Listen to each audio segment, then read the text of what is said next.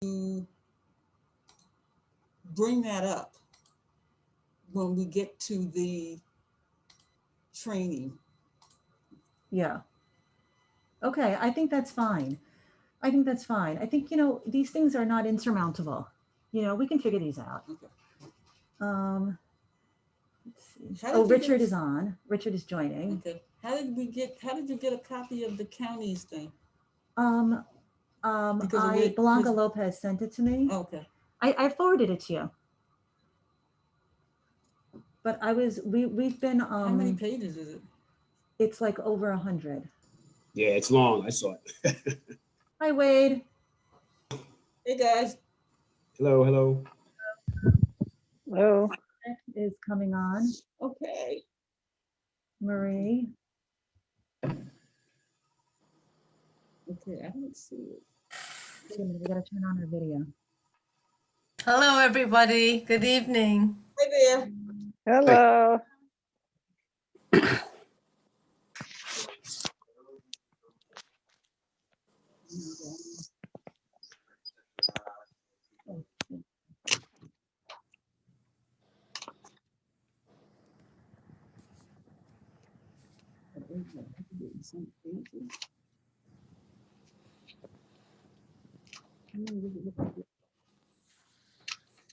Probably around 60. I've been reading the details of the Westchester County Police Reform Report. I don't know if anyone else is reading that. We were just talking about it. Yes. Yeah. And also, someone just sent me the City of New Rochelle. They have a very powerful opening page. We're gonna add some stuff to ours also as well.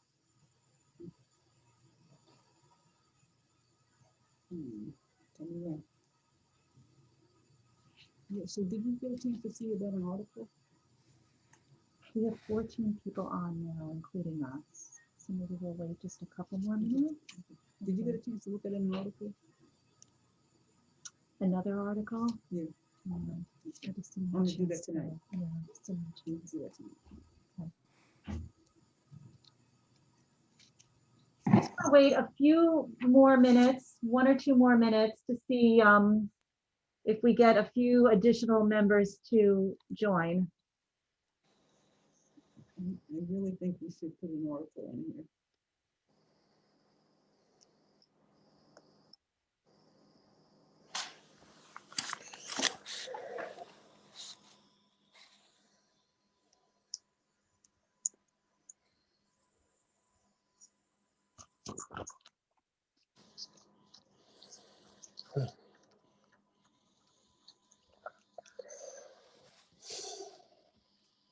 Janice, I can share this screen when you're ready and pull up the report so that everybody has it, if you'd like. We're gonna go. It might be easier to have it on the screen. All right, so why don't we start? Good evening, everyone. Can you Hi. hear me? How you Good doing? evening. Hello. Tonight, we're gonna go over the rough final draft of the report. Did everybody get a chance to look at it? Yes. Yes. Okay, so we're gonna go subcommittee by subcommittee, and we're gonna see if you guys are okay with it, if you have any issues, or if you think that it's needs some more work. All right, so training and equipment is gonna be first. Let me just pull it up. Is Patrick on? Patrick is on. He's on? Hello. Hi there. Training and equipment, is that you, Patrick? Yes. Hi. Just give me a minute. I'm going to share the.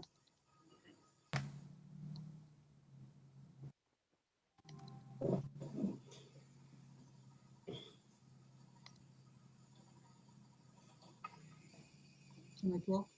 Yes. Sorry. I just want everyone to know that we've been working very hard. I mean, you haven't heard from us, but we've been really working very hard at putting this together and trying to make sense of a lot of the recommendations. Mhm. So, We believe you 100%. and we're still not done. This is not, I mean, I think, we have, some more little things we want to add to it, Okay. but this is pretty much it, and the Policies and Procedures Committee is still working on it. So we hope to have something by the end of this week that's going to be final. Great. Yeah, this week, you mean like tomorrow? Oh, right. Yeah. I don't think that's Good going to happen. point. I don't think that's going to happen, but like soon, in the next couple of days. Before Patrick starts, I just want to say that the opening about the 3 overarching principles, I think that's very good. I like it too. Justice, sanctity of life, and guardian mindset. Right. You like that? I like it very much. I like the opening. Yeah. Good. And that's unique to White Plains, because I haven't seen anybody else's, with that kind of opening. Oh, that's Okay. great. Exactly. Good. Okay. All right, Patrick. Okay, so yeah, I feel like the recommendations that we made, a lot of the content, the core content in what our subcommittee has worked on is in the recommendations that like have been modified a little bit.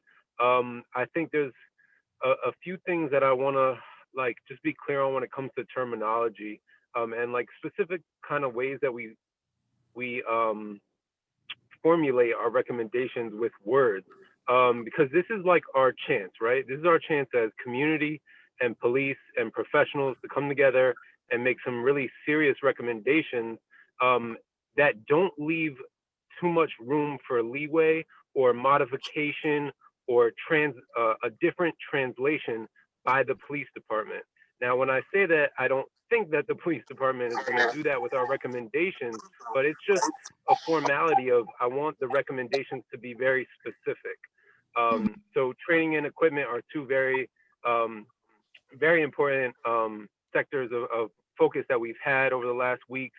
So, I think just one thing that we didn't get translated into the formal recommendations is the aspect of the 911 call, but I'm not sure if that's in any of the other subcommittee recommendations. So that was a big topic that I would like to make sure gets somewhere in our recommendations, wherever we as a committee feel like it applies to be best placed as a recommendation.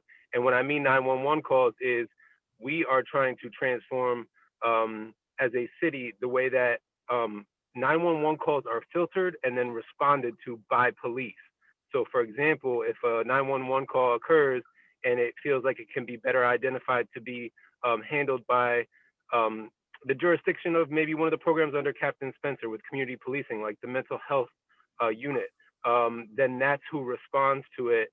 And like an EMS is dispatched versus a squad car. So the 911 calls was one specific topic. And then, yeah, some of the general terminology. So rather than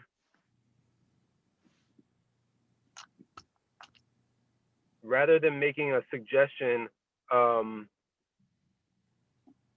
like that the police department should do something, like we would want to say that we strongly recommend that they do the X, Y, and Z.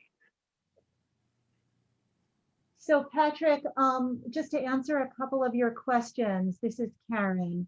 So first off, the 911 response is not in any other part of the report, okay?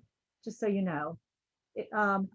I did get your email and I had replied to it. I don't know if you had a chance to look at it, but I did make some additional changes to the recommendation language in this section based on your wording.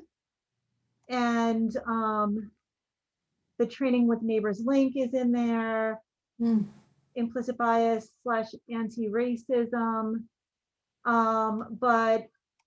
and a few other things as well. the training with Neighbors Link, it's not really specifying that, oh, okay, immigration status. All right. I mean, I think the intent is to help our undocumented neighbors in the city of White Plains feel as safe and secure as possible.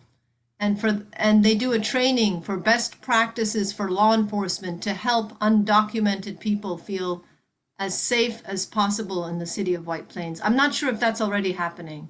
I see, I didn't know anything about this training. So this is what Patrick had conveyed. So I just copied and pasted it in. So if there's a better way to describe this, then I'm happy to modify this. Karen, if I can just jump in for a second. Sure, Captain. To answer your question, it is happening, and I guess that Kayla can actually vouch for it. We have a long-standing partnership with El Centro Hispano, and we have been conducting trainings. They've been a grant partner specifically for outreach to that community. And in the upcoming grant, we applied for them to give us access for education and outreach to the Hispanic community, specifically about U visas when you are a victim of domestic violence. So to answer your question, that's been going on. I'm curious to see what Neighbors Link training is about and provides. But yeah, we've been striving forever to make sure that the entire White Plains community is safe and secure. So this is Frank. Should we also add that to that piece? I think it's important to speak to what's already in place so that we have a little bit of context. Well, I just want to clarify too. So I did reach out to El Centro Hispano and spoke to them at length at the relationship that they have with the police department now. And it's great, the things that you guys have going on, Captain Spencer. And I definitely want to commend you guys for that relationship that you have. And that is a big piece of what we want to see in repairing the relationship between the community and the police. But when it comes to specific training, I'm very, very specific when it comes to training of police officers. I spoke at length with Neighbors Link, and they feel that the best training for police officers to go through is going through sessions of this parent education program as a police officer, but also with the parents, where they actually talk about their personal experiences that they go through. They're learning through these in-depth conversations and experiences and speaking on their fear around police, around ICE, around what could happen to their family and their loved ones. So it's a very rich training experience. It's alternative to a traditional training experience where someone is just talking to you guys and trying to teach you something. It's more a learning experience that's natural through conversation. And that at the same time is repairing the relationship between police and the community. So I just wanted to be very specific that there's a difference between the two. This would be a training designed to be delivered to the police, and it's different from the training that's delivered at the academy. And it would be specific to White Plains to make sure that your officers go through this training at least one time a year. That sounds very interesting. So is there a way, I agree, is there a way that we should modify this descriptor to maybe? I think it's not clear that this is a training for law enforcement. I guess it says training with Neighbors Link, but training for law enforcement with Neighbors Link. Can we say that? Sure. Yes. Maybe annual in there. Yeah, and majority of our recommendations are that these are at least one time a year and in-house with White Plains PD, separate from what is your standard, I guess you would say, in-service training models that are, some ongoing training models that you already have implemented with the police department. Can we add it in the title there? The following specific trainings in unbiased policing are strongly recommended on an annual basis, and that will cover everything below.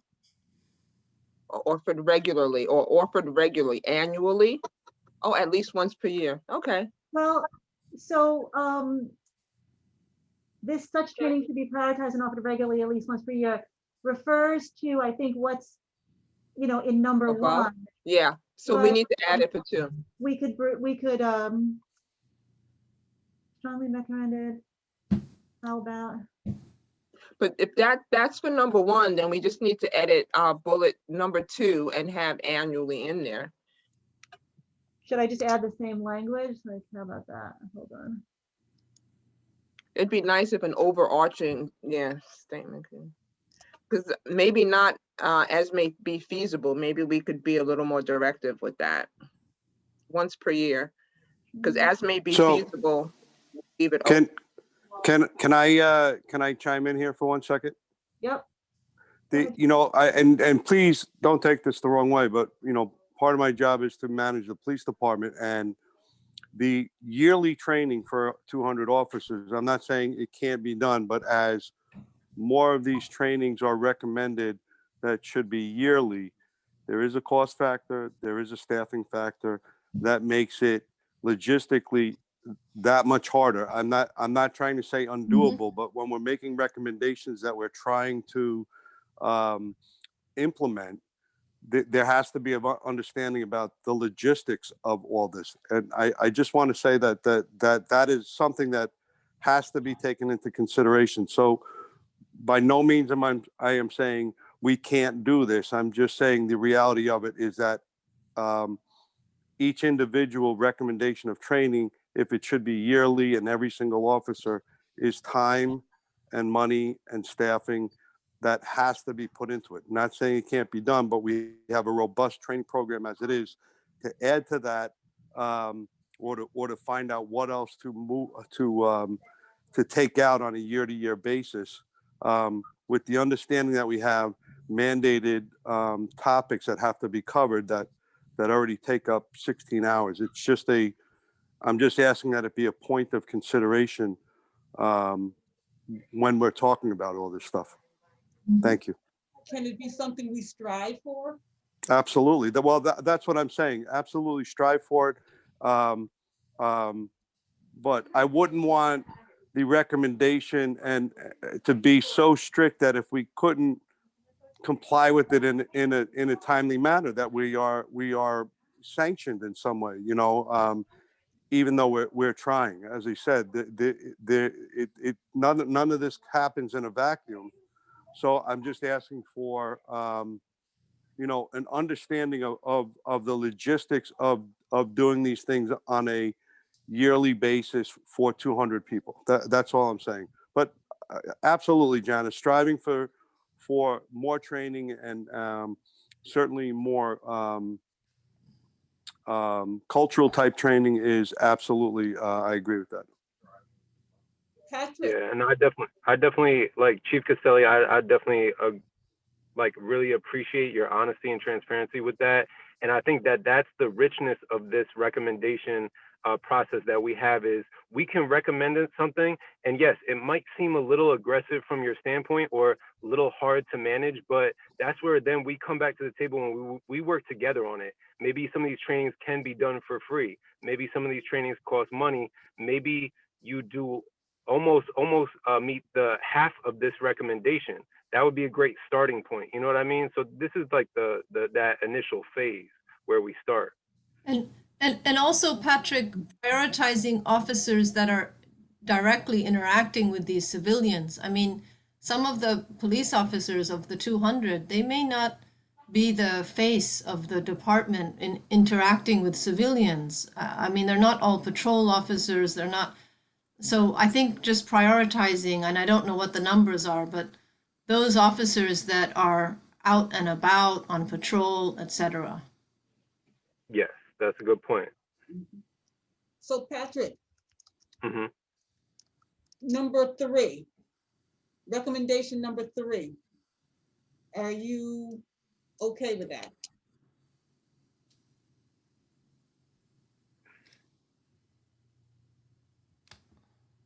I know we had talked about wording. Yes, those are some of the trainings that you guys are already getting. But if you incorporated some of the other trainings that we recommended, like the Undoing Racism workshop with the People's Institute, then that, Yep, and then that will meet the needs of some of the terms in there. So, and like Captain Spencer and I have discussed, you know, the implicit bias training that you have in place is nice, but you don't use certain terms, you don't speak about certain things in that training. Does that mean that maybe they don't come up in conversations in the training? I'm not sure, but if we had an official trainer from People's Institute come in and do that training, then we know that certain areas are being topics are being covered that we are recommending to be covered. And Patrick, you told me that you had an issue with the word should. You want to talk about that? Yeah, I think that we could use some different terms, you know, because if we're just saying that these should be prioritized, like these must be prioritized. And, you know, we're really want to just convey that, you know, these are really, really priority topics. These are things that we utilize in the mental health field. These are things that teachers utilize in education. They're very, very effective trainings. They're very educational. And I think they can really transform the way that we interact with communities from the police standpoint.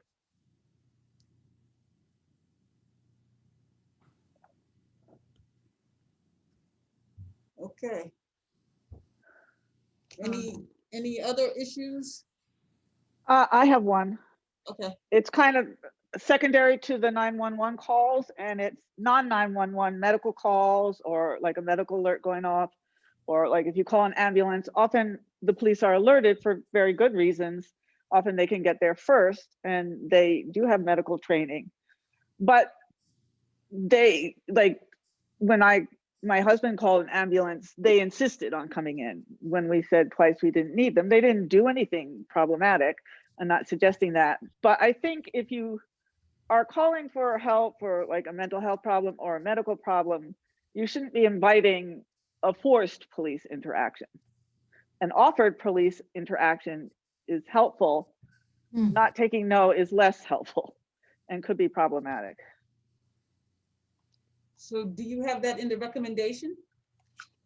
This is not included in the recommendation right now. Right, and it might be more procedural, I don't know. So if you were to put that in a recommendation form, your recommendation would be that it should be offered, but it should not be mandatory?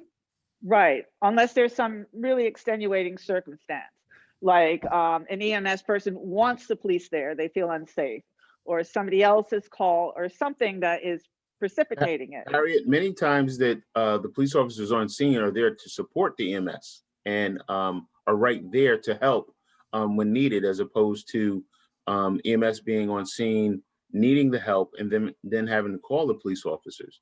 So while you know, and I understand the situation where you just don't want a lot of people in your department, or you just don't want police there, but they really serve a purpose, a support role for EMS. And like you said, they are first aid trained, and oftentimes they are the first people there. And if you took a poll, I would bet that most people would want the help that comes first and not have to wait for the help. Oh, I think they should do that. I mean, I was thrilled that they offered. Our situation didn't require that. You know, it wasn't like first aid was needed, but he couldn't get himself to the hospital, and I couldn't get him to the hospital. But you might very well, and it's absolutely appropriate. But there could be people who really don't want to interact with the police for whatever reason or whatever history. You know, and I think many do. Many call the police for mental health problems all the time. There's nothing wrong with that, but and I'm not suggesting that the police, you know, would abuse this, but or they don't have good reasons. We thought they might have come in because they were worried there might be domestic abuse, which is a reasonable assumption, but I don't know that. I don't know. I could see things going wrong. That's why I thought maybe it should be more voluntary, but provided that, unless, you know, one of the EMS workers has asked for it or something, or even a neighbor or some.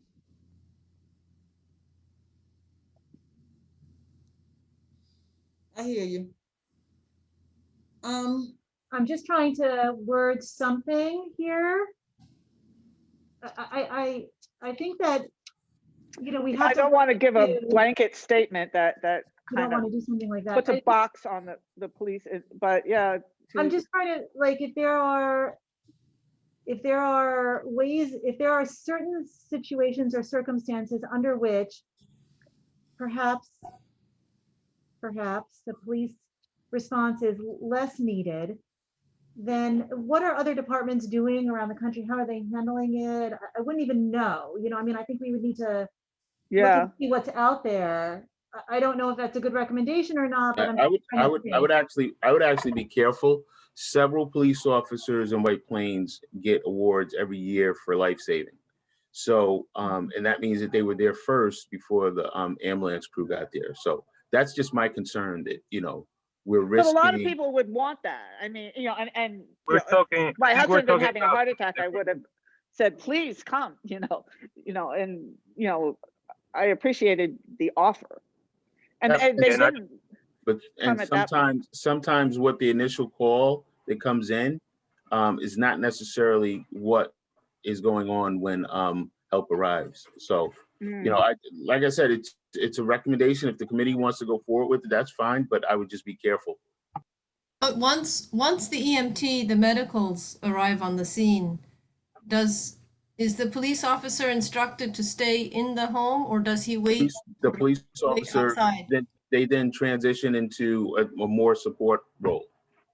Because that's when the police officer came in. We said, we don't need first aid, you know, it's not that kind of situation. They didn't come in, and then they said the EMS is here, the police want to come in. I said, well, we don't really need them. It wasn't that I really felt strongly about it, actually, but and then they said they're coming up anyway.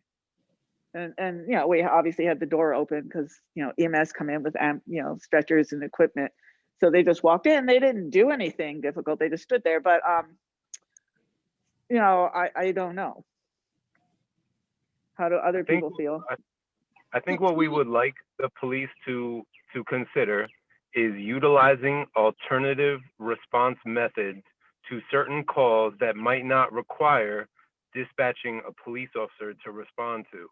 So that starts at the point of the 911 call. So if this is under training, maybe there is some additional training that 911 dispatch response staff go through. I know you have the standard training that is received. I believe they go upstate New York for that training, and that's great. And it is great also that you have civilians that are a part of that department. I really think that that's a great feature. But it's a layer of filtering out these situations that maybe police do not have to be responsible for. And we've talked about that at length in this committee, that there's a lot of times that police are monitoring or taking care of situations that are essentially out of their jurisdiction. That might be better for a mental health professional to be responding to certain situations. It would be great if there were mental health professionals working 7 days a week, 24 hours a day. That's not the reality. So Can we advocate for that? sure. Then that's the reality we need. Yep. We would advocate for it too. So Right. your recommendation that we I think it falls on the police because we have holes in our mental health care and our health care in general. We can put a recommendation in to, you know, advocate for 24 hours, 7 days a week mental health. I mean, that's something we can strive for. Well, we could do shared services with the county. In other police departments where they have a similar setup, where's the mental health, where's that located within the city budget? Is it under public safety, or are most police departments who are working with mental health? You turn that down. If I would gather that it would be under whatever municipalities, Department of Community Mental Health or Mental Health Association, not under the police department. And that's my point. We work 24 hours a day, 7 days a week. Other agencies don't. Got it. Right. And if I could just, again, if I could chime in, you know, there are many instances where the initial call is not really what it is. And we have you know, people will call because they want help with somebody, or somebody else will call and we get there and it's an assault situation. It could be an abuse situation, or any other situation that may require some type of police intervention. So, my thing is really about, the results. And I understand that maybe not everybody would ever complain to the police department that the police came when I didn't ask for them. But I mean, to me, the goal is here. Is it a problem? And I'm going to be honest with you, I don't see that the police going on ambulance calls. They have to file a report. We do make reports. People don't have to give us information if they choose not to. But we do make a general report of that. So, I just don't, my thing is I don't think we've ever had a problem with somebody saying, I don't want the police there.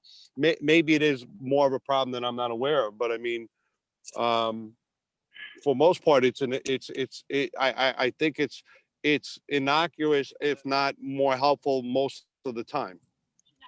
Maybe the when the police respond, if the civilian says, "Listen, it's a medical call. The ambulance is here. Would you mind leaving?" Maybe the officer could be told, "Hey, in that situation, if you don't see a need to be there, Well, you could still be right outside the door Yeah. or something. It's not like banned from the area or something. But,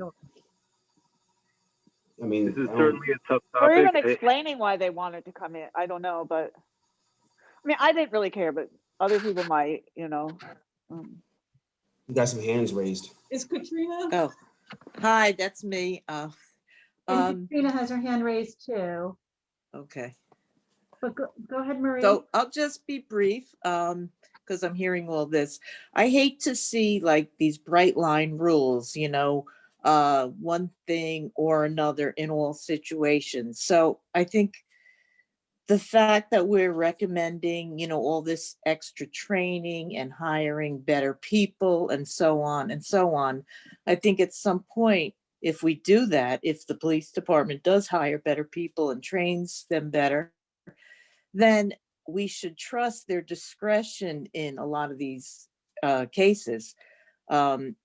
Because, Captain Spencer's right. You never know what's behind a closed door. So that's where discretion has to come in, and where the police, have to have a sense of a situation. That's just my 2 cents. So, Katrina, did you want to say something? You have your hand raised. Yeah, I wanted to talk on the subject about the training for the de-escalation, the number 3. And I know that in that case, there's agencies that require their staff to have mandatory therapeutic crisis intervention trainings and life space crisis intervention trainings. And these trainings are mandatory every year.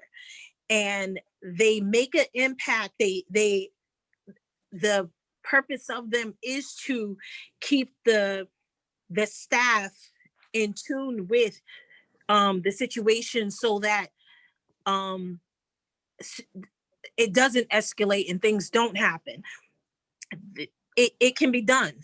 I know that there's an issue with how do you do it when there's police officers that are on duty 24/7. It can be done.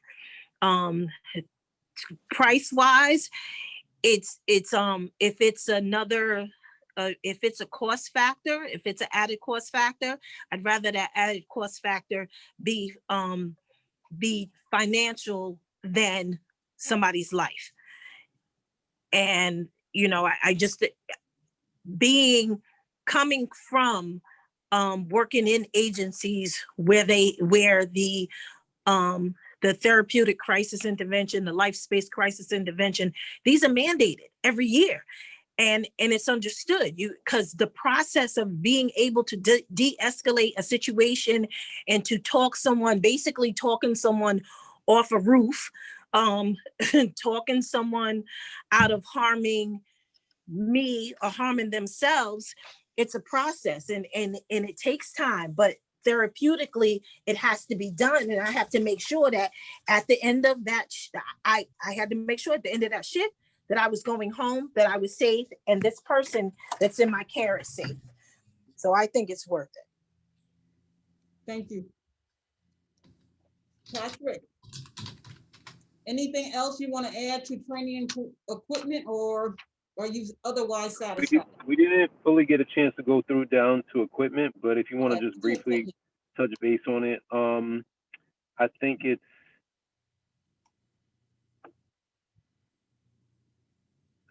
conveying a few of the key things that we wanted to get across.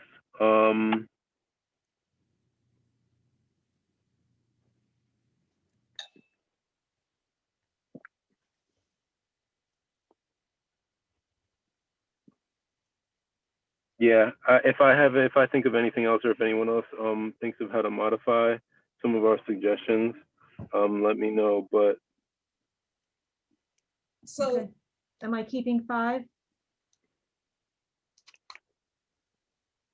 Is there a strong feeling about that one way or the other? Yeah, Well, because I mean, the mental health unit that we have is very small right now. So if it could be We bigger, need it anyway.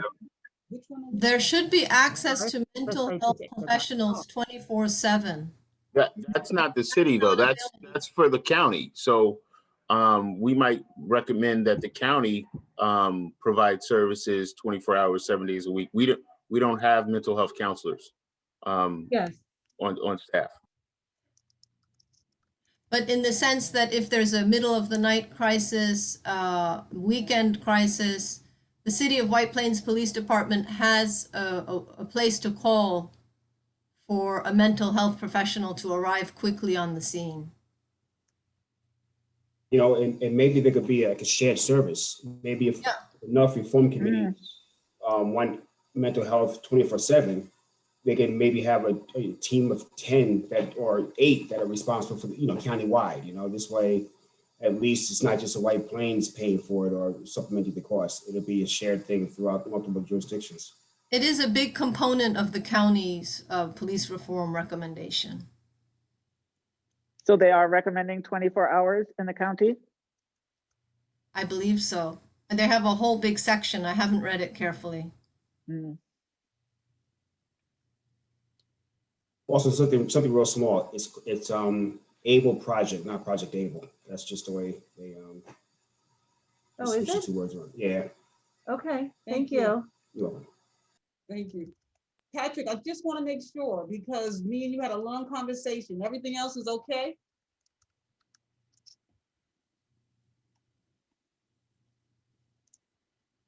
Patrick?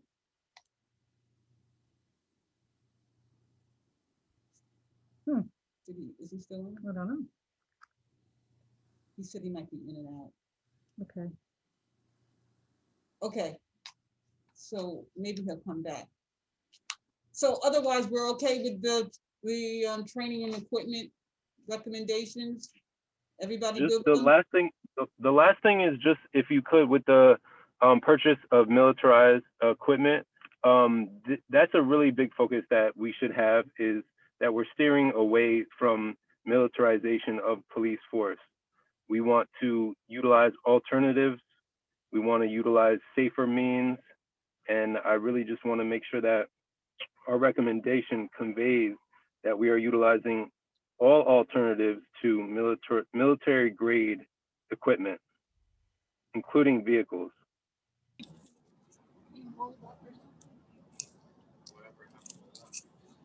And again, I would just like to say that I absolutely agree with you, Patrick, but a vehicle like that has no offensive capability. It would be used in a high-risk situation where life-saving was necessary to rescue anybody, not just police, but anybody who may be injured or trapped in a situation where there was a live fire going on. And by live fire, I mean, somebody shooting at somebody. So I know there's a little bit of a misconception about taking military weapon equipment. We generally do not do that. So just to be clear, it's not anything that has offensive capabilities. It is more the armor and the protection that it affords the officers to get in a position to safely rescue somebody. But it is a big ticket item, so it's a big if anyway. And Yeah. you would rather not rely on a county vehicle because it'll take time to get to the place where it's needed? Is that the issue? If we had an active shooter at one of the schools and we had to wait for the county to come as opposed to having our own vehicle, I don't know. And people would point back to, well, why don't you have this? Wasn't there a grant for this? I thought that came up. I think another thing to base like these big decisions on should be statistics and data. If this was a common occurrence in the city of White Plains, that there was an active shooter or that we were having shootouts on a regular basis, like that, then I would say, okay, let's present the data that proves we need something like this.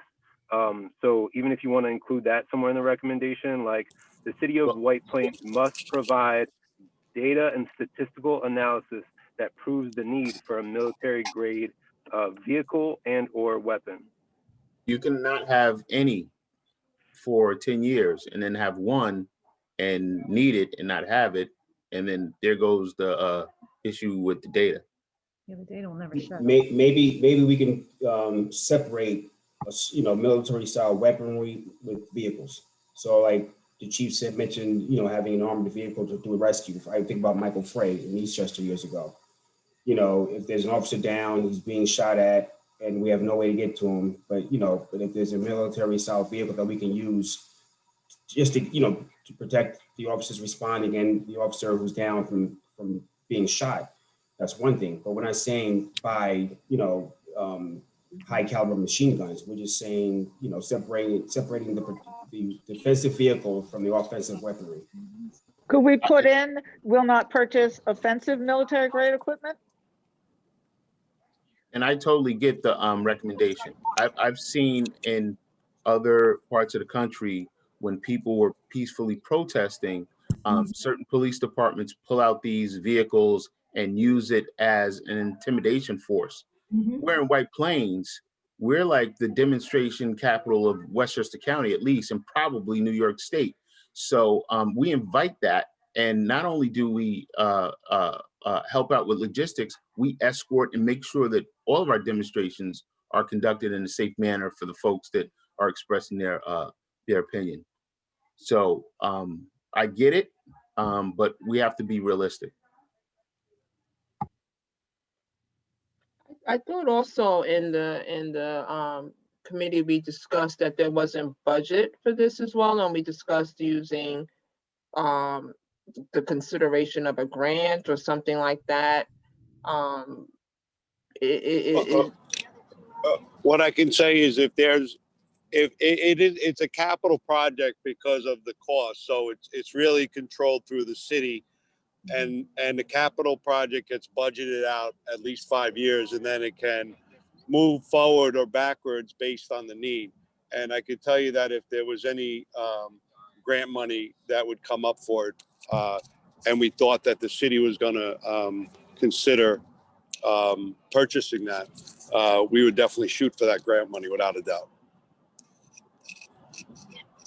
There's no blanket grant for it, though.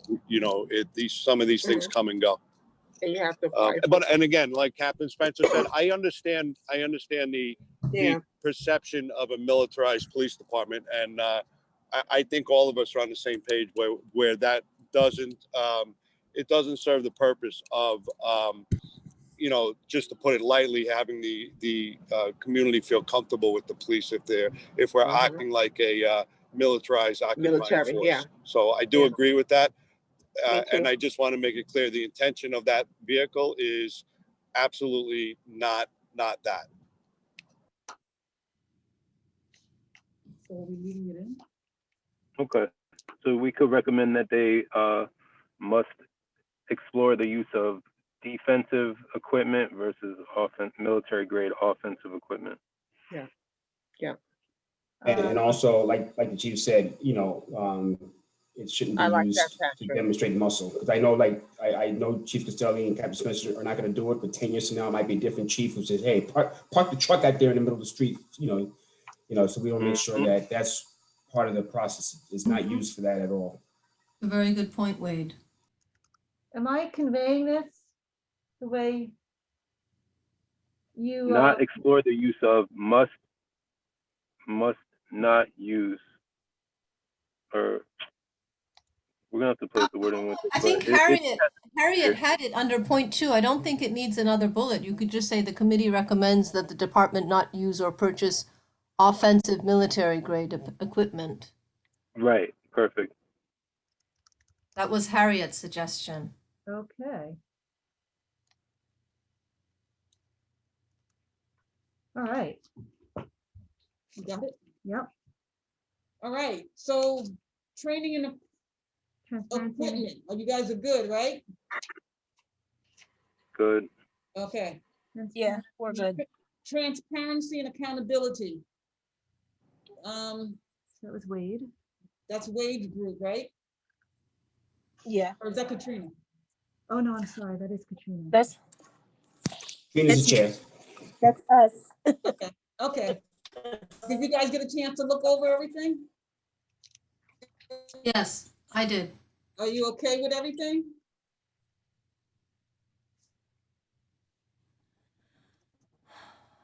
There's one thing under, oh, it says by race. Okay, the data should be broken down by race. Where are you? Point number one. There was, I was thinking we could add something to point number 1. You talking about the department's website should provide data, blah, blah, blah, blah, blah, that one? mhm. I was thinking we could add this data or data can assist police leadership in identifying selective enforcement trends, training opportunities, and issues needing further addressing. You know, just to show that it's not just for the civilians to see the data, but also for police leadership to utilize the data. It's a great point. Say that again, Wade. Okay, I actually wrote it down. This data can assist police leadership in identifying selective enforcement trends, training opportunities. Wait. Selective enforcement. Trends. You know, he can copy and paste in the chat and then Oh you yeah, can I can do paste. that. Yeah. That works. Okay. It'll save you the typing. Yep. That's great. All right, any other issues? The department's website should provide information. Say that again? I'm just quickly looking at it, comparing.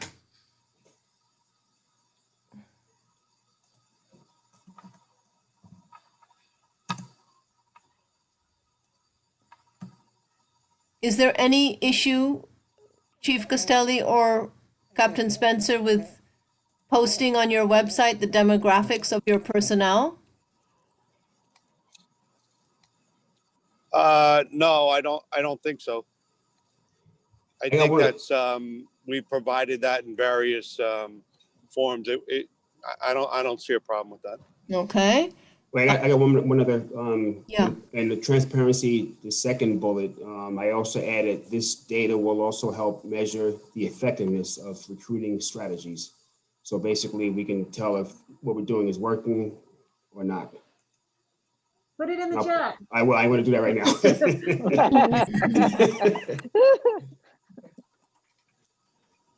So your 20 years of with the police department is coming very handy now. Yeah, thanks. How timely is the data? It's something, I mean, is it? I think there's I a know for mental health, it was delay. often a couple years behind. No, it's not 2 years. Maybe 2 months? Does anyone know from the police department? I'm sorry. Well, you're talking about the data on the recommendations. I think once we have been working on it, getting our programs up so that it should be, we can, I would say monthly would be fair. I agree that any massive lag would not be useful. So, I don't know. I don't know if a month lag is a problem for anybody, but somewhere around that without getting this stuff together the first time around, and admittedly, we don't have the programs in place with the software that we have that readily can crunch those numbers, but we're getting there. I'm sorry to jump back to point one, but would I be asking too much if the data is broken down by neighborhood in White Plains as well? Again, with a lot of the technology that's coming out, I would say it is possible. But again, I don't know enough about it to say that we're there where we have the absolute neighborhoods broken down. You say neighborhood, I could say by car post, which is, not necessarily neighborhoods, but at least it gives a little bit better demographic. I don't know if we have each individual neighborhood mapped perfectly. I think In the sense that lower income neighborhoods in White Plains, there's a perception that they're more aggressively policed than the highlands in White Plains, for example. Well, that might take more work because one of our sector cars encompasses part of the Post Road area all the way into the Highlands. So, that might not be the information you're looking for because it won't give you what you want. So,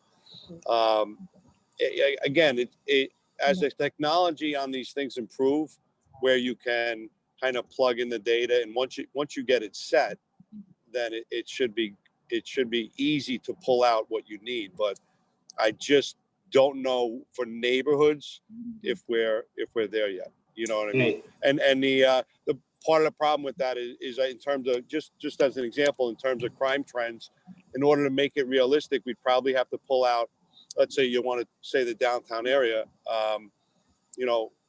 100 Main Street is the Galleria. The crime trend there would make it look like there is, crime going on everywhere when it's a lot of the petty larceny, the shoplifting type stuff, would skew a neighborhood's numbers. So we'd have to figure out a way to pull that out of the data. It just gets complicated. I'm not saying it's not doable. I certainly am not tech savvy enough to say how to get it done, but we all see what technology can do. So I can't say that it can't be done at some point. Okay, thank you.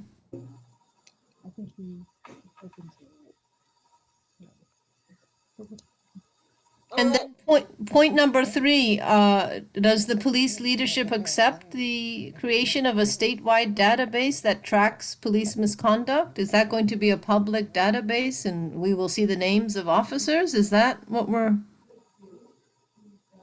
I don't know I think it's already in place. I think it's already a state mandate. I think the Attorney General has something in place, Chief. Right. Okay, that's wonderful. I believe there certainly is for, use of force and things like that. They may still be working on the general misconduct stuff. So that way an officer who wanted to transfer or was resigned and went to work somewhere else, so that way you can check up on their job history. That may be still in the works. I'm sorry, I don't have a specific answer on that. Yeah, I don't think that's been passed, Chief.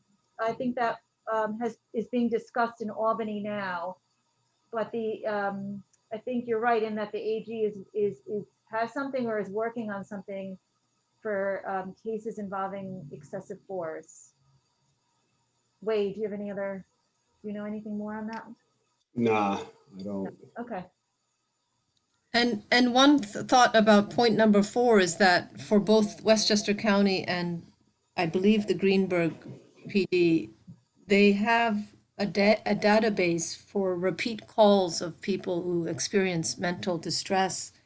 And the database is helpful because it tells them what helps to calm this person. So I don't know if that's what you're insinuating in number 4, that we're creating a database for people that, in accordance with privacy laws, to help professionals, especially with repeat people in the city. You know, that actually came from the Training and Equipment Subcommittee. There was a recommendation there in their recommendations that talked about tracking interactions and outcomes with those groups. Are we allowed to share that information? Wouldn't that be, I don't think so. We're not Yeah. tracking the Concerns people, about it, the yeah. patients. We're tracking the police interactions. Not so much this person had, I mean, I know what you're saying, No name. Nadia. No That's like a name, registry, right. like I have this disability or autism and, Correct. you know, this could help. Correct. That's No something we have personal discussed in a different context, but might be useful, but we weren't sure how it could possibly do it. But this, I think, is different. It's more for data purposes to understand what kind of interactions the police are having with these communities so that Right. we can Yeah, do oversight. the training and equipment recommendation just simply said recording data tracking of interactions with persons with mental health / disabilities. So we Right, so it wouldn't necessarily have incorporate their it in that name, way. but it'd be like X number of interactions, some idea of. I think we can do that Without identifying information. without identifying with like a disposition. I know we Yeah, I have a don't think we were disposition looking for that. Yeah. in our records management system. So that may be something that we could just, I would have to speak with the tech people as long as the chief approved, but we could actually count the number of interactions per quarter, per month, per year. And what type of interactions? I just wanted to clarify. I think one of the big things that we wanted to convey in tracking data in general is, promoting this culture that, the White Plains Police Department makes decisions that are based on realistic data, like what is really happening in the community of White Plains and how do we respond, right?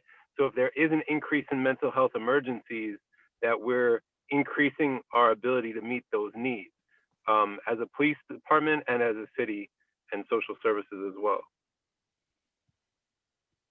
But so a related question, this is for Captain Spencer.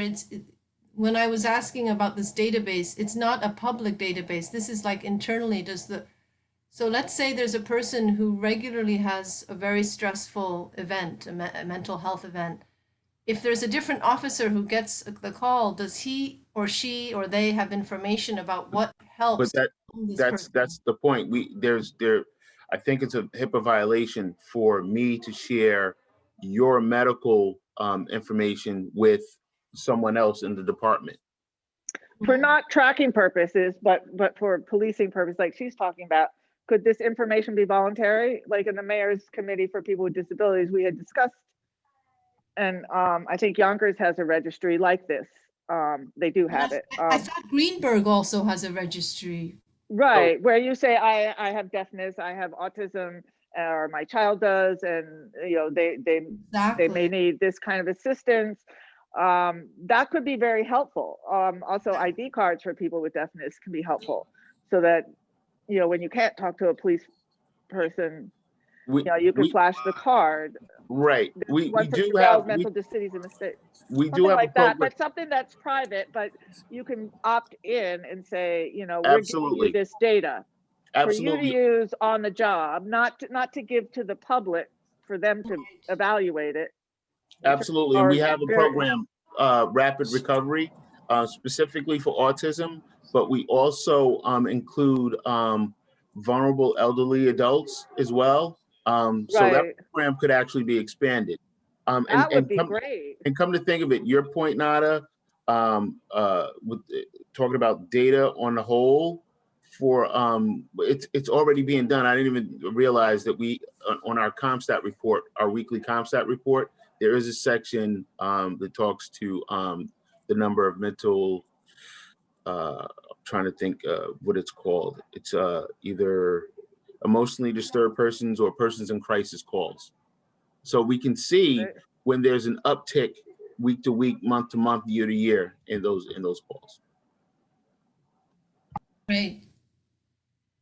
Okay. So, yeah, did you put in expanding the other database with the elderly and people with autism? It's called So the maybe- rapid. It's called rapid recovery. So if you could just put to add to 4, Karen, look to expand rapid recovery program to include other disabilities. Yeah, very good. Very good. I got a question. Excellent. How come when Wow. I have an idea, I have to put it in the chat, but Captain Spencer just gets to say, "Hey, Karen, you mind putting this in?"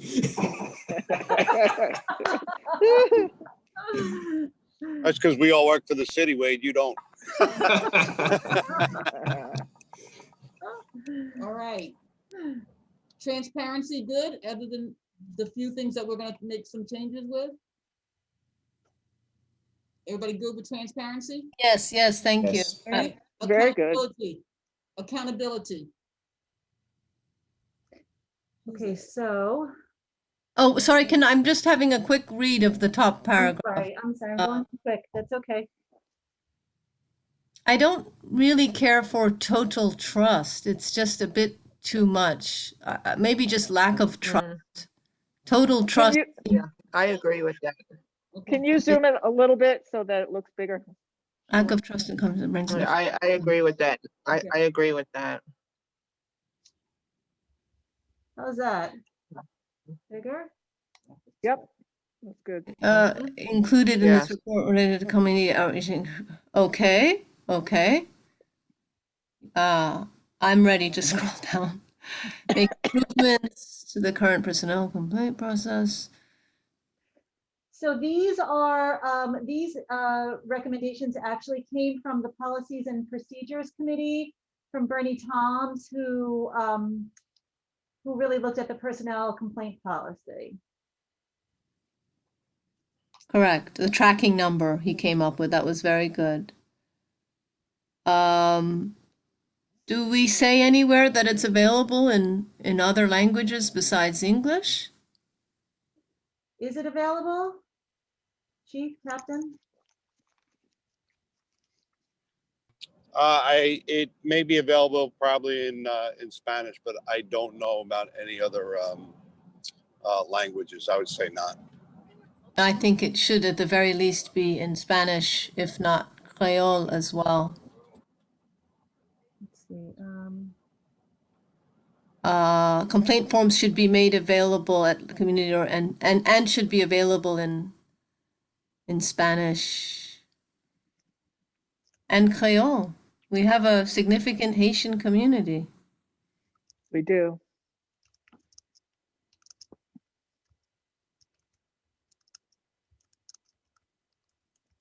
Do we have anyone in the department who can translate Creole? We don't. Center can help with that. Yeah, if you need help with that, we could help. Karen, you're not gonna be on the same page, right? Transparency and, You want me to put them on separate pages? Sure. Okay. No problem. Currently, if for point number E, if someone wants to go through the FOIL process for body-worn camera footage, how long does that process take a person? I think the first response has to be returned to the requester within 5 days. And that's just that we received your FOIL request and we're gathering the information. I'm not sure exactly the entire time frame, but I don't think it's long. Because I've heard of stories where it's months. I mean, I'm not speaking about White Plains specifically, but people have told me it takes months. It depends on what data you're looking for, how much there is to gather, and I think it depends on what they're asking for. If they're asking, you got to get out of this valley, or I'm losing everything. You there, Chief? Can you hear? It's choppy. It depends what they're asking for. We heard. Right. If you're asking for a library of information, it's going to take more time than if you were just asking for a video and a copy of a report. Okay, fair enough.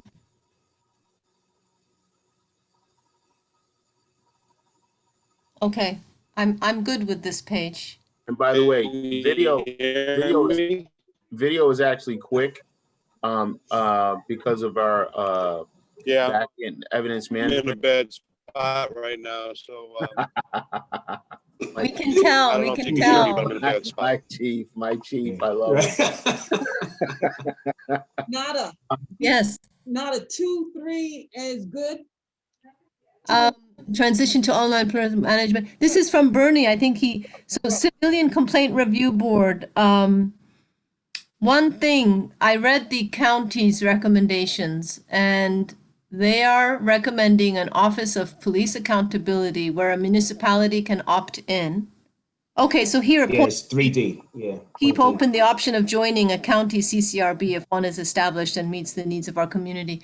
What the county is suggesting is that this OPA is reserved for very serious misconduct, and then the White Plains CCRB is reviewing internal affairs decisions within the city of White Plains. So we, as the mayor said, we could very well have both. Appointed should be tasked with following on the, it doesn't say, this is interesting, we're not saying about how the CCRB is going to be selected. I was wondering about that, who would appoint it and. So a CCRB would need to, the city would need to pass a local law implementing the CCRB. And, you know, in that process of passing a local law, a public hearing is required. Okay. And the legislation would spell out the details of the board, its role, responsibilities, membership, who appoints, et cetera, et cetera. Got it. So yeah, we couldn't just say, you know, make it so. We would have to pass a local law on that one. Okay, that's fine. So the only criteria to be a member that we're recommending is that they be a resident of White Plains? For now, but I think once it gets to the Common Council, Janice, we're going to have other additional recommendations. Should we know that beforehand? Would it be appointed by the mayor? If that would be the suggestion? There are different ways. There are different ways of setting it up. The mayor could appoint half, and then the other half could be community institutions in White Plains would have a seat on the board, something like that. That would be good. The NAACP could have a seat. They select someone. The the Slater Center. I mean, we could think of different community institutions. But because this would require the enactment of a local law, there would be opportunity in the future, you know, to continue discussion on this. Correct. So in terms of the details. That's fine. That makes sense. Should we put that in here? That we have further discussion? What do you want to? That we be involved in further discussion? Discussions are going to happen anyway when the city council, discusses what statute to enact, and so any citizen can make recommendations, right? Including these committees, as to what the statute should be when it's considered by the city council and the mayor. Okay. Correct. Is that Richard speaking? Yeah. Yeah. Yeah, there's that additional opportunities for public input there, built into that process. Where do you see That's just me talking. that? so. Okay. Yeah, that sounded good, what you just said, Karen. What did I just say?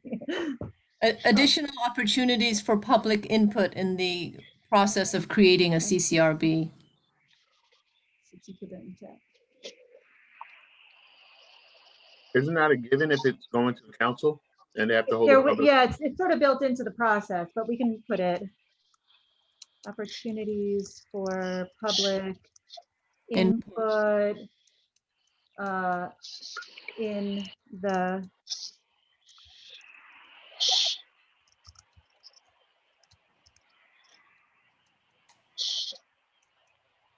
I can work on that language a little bit.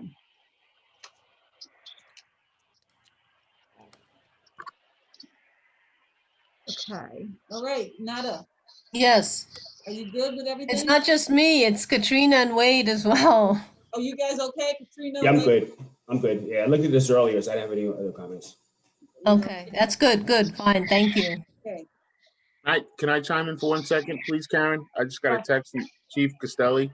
Yeah. He wants to let everybody know that he is traveling.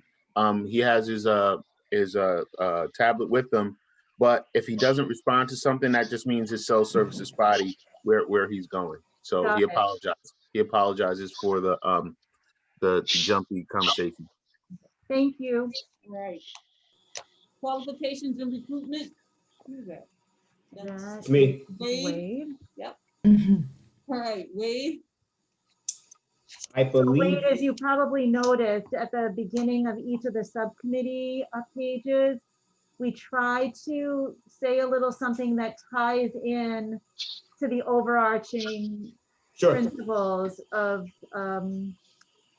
procedural justice, sanctity of life, and guardian mindset. No, I like that. Mhm. To sort of tie the report together. Okay.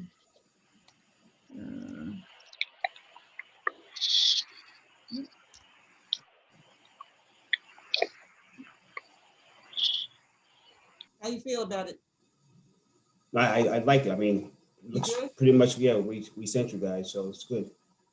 Yeah. And just so you all know, just, I think I told you guys before, Dr. Ricker is definitely looking to put a course into the high school next school year. So that'd be great if it happens. Absolutely. And I spoke to other police chiefs about it and police reform committees, and they're all like, wow, that's a great idea. And they were writing it down. So it might spread. All right. I gotta tell you, Wade, I actually stole this one too. I don't know if you know, but I sit on the Board of Education for the Wappinger Central School District. Okay. And I pitched that idea as well. Good. Great. As long as White Plains gets the credit for thinking of it first. Retention is good. Yes.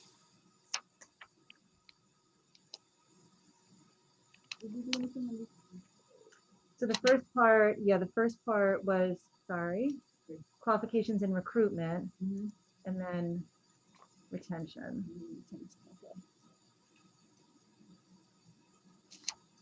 Okay. So you're good with everything. We're gonna go into community engagement. Is that Reverend Trollinger? That is Reverend Trollinger's committee. Is he on? I don't believe that Frank, he is on. Frank though. is on, right? Frank is on. Frank?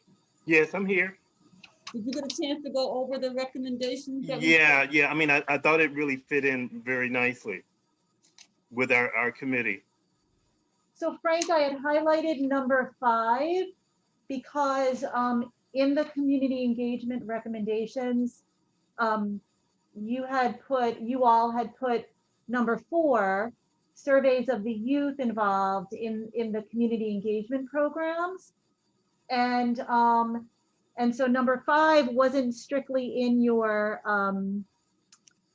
recommendations. So I just wanted to, highlight that it had been added, that was a new. Yeah, I think what we're trying to do is to create stronger collaborations, partnerships, relationships between young people and the police. We basically trying to get a sense of what the relationship between White Plains Police and youth, and and we want young people to have voice and to feel empowered in terms of their ability to engage with police. And one way to do that is to conduct these surveys and to see if we can gather data just speaks to the relationships between kids and cops. You know, kids may fill out a survey in a private level in their homes or in their neighborhoods, and this can give us some indication in terms of what their feelings and thoughts about their relationships with police. So we're going to take out the word consider. Oh, I'm distracted with So waiting. I just want, and Captain Spencer can speak to this. I mean, I think that the White Plains Public Safety and our youth community are engaged, just given the number of police relationships the police department have in the city.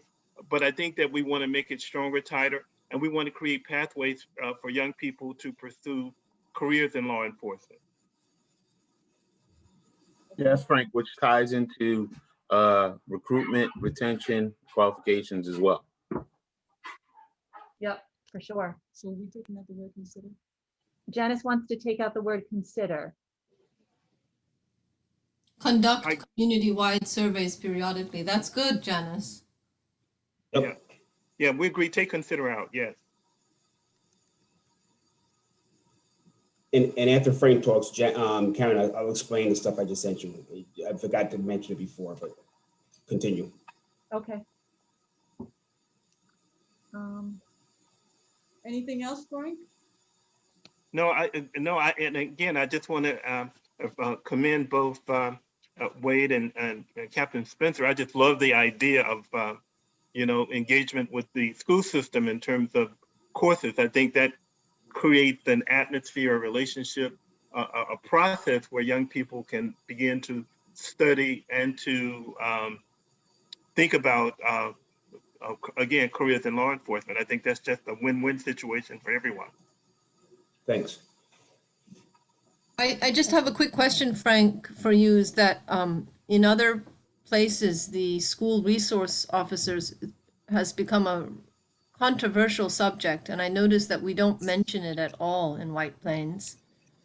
There's concern that SROs replace the internal disciplinary process for schools, and there's more arrests and school to prison pipeline and all of that.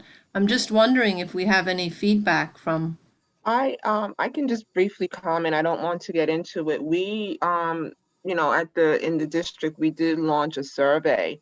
We haven't reported out on it publicly, but from what I understand, there was good feedback in terms of relationship with SROs, but I don't want to speak too much on it because I don't have the final data or report.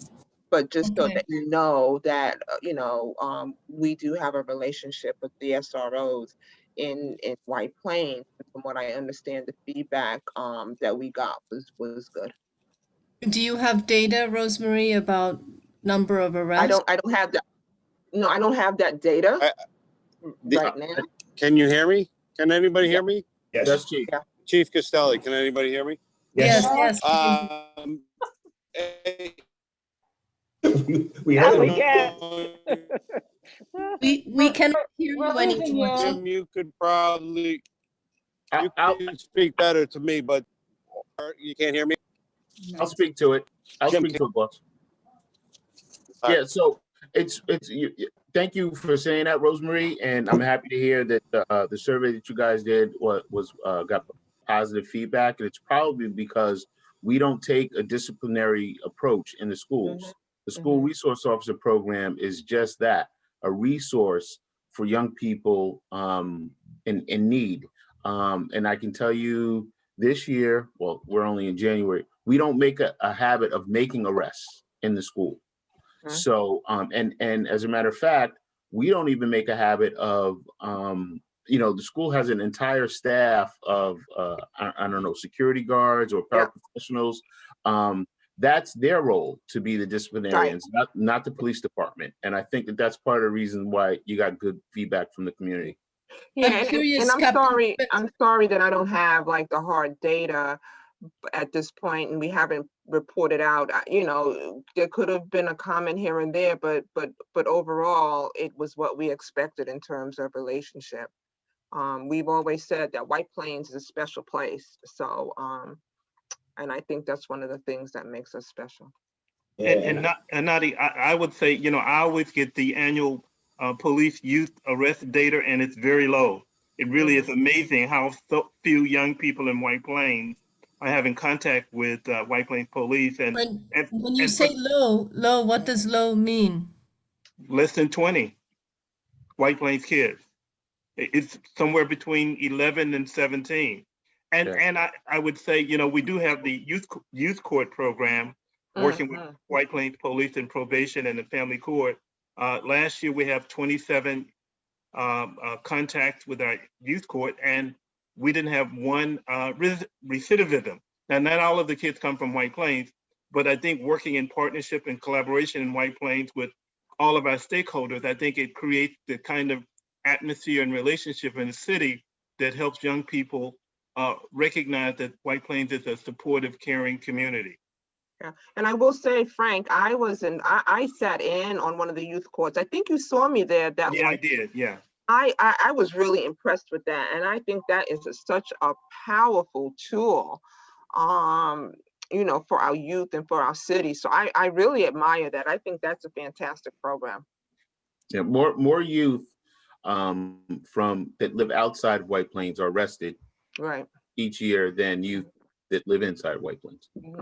Captain, you said that the SRO doesn't make a habit of arresting. Is it a policy that they do not, or is it just something they don't do? No, we take the posture that we're a resource for the kids in school.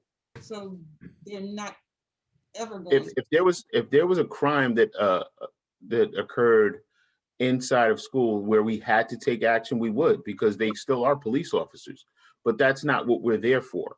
We're not there to patrol the hallways and be disciplinarians. We're there for a resource, and I think Rosemary can back me up on that. Yeah, it's really to head off any potential issues. It's a relationship that I've seen that the officers have with the kids, you know, that can spot, you know, so what's going on, what's bothering you today, you can head it off. It's really a relationship that's developed between the school resource officer and the kids.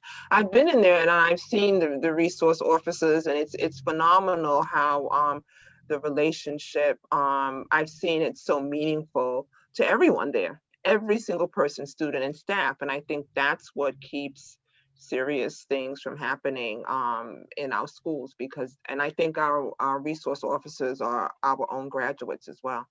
Yeah, that's great. I mean, just to chime in, I mean, I remember, you know, 12, 15, 20 years ago, the SRO, that was the same policy. They didn't make arrests. They were there as a resource. And if something happened in the school, they would, you know, the school would handle it, not the SRO. And if something was leaving the school and heading to the streets, the SROs will, you know, let the other community police officers know, hey, just do me a favor, when this bus arrives at this bus stop, these kids are talking about fighting. And we'd be there, hey guys, how you doing? Everybody good? And they just go home. So it was a, you know, it was definitely works in White Plains. It's been, and I think, I really think that they are, I know at least one of them is one of our own graduates, and I can go to the point, you know, one of our most popular resource officers was Howard Tribble. Yes. Everybody knew him, every single person. His presence was phenomenal in the schools. So these are things that really work, you know, with regard to school resource officers. So I don't want to take up too much time with that. Thank you, Rosemary. I just want to make one more point. There have been other agencies that have reached out to us that wanted to form their own school resource officer program, with the idea that it would be an enforcement arm inside of the school. And when we explained to them that that's not what we do, that's not how our program is set up. You know, some of them didn't set up programs, and some of them went off on their own and did what they wanted to do anyway.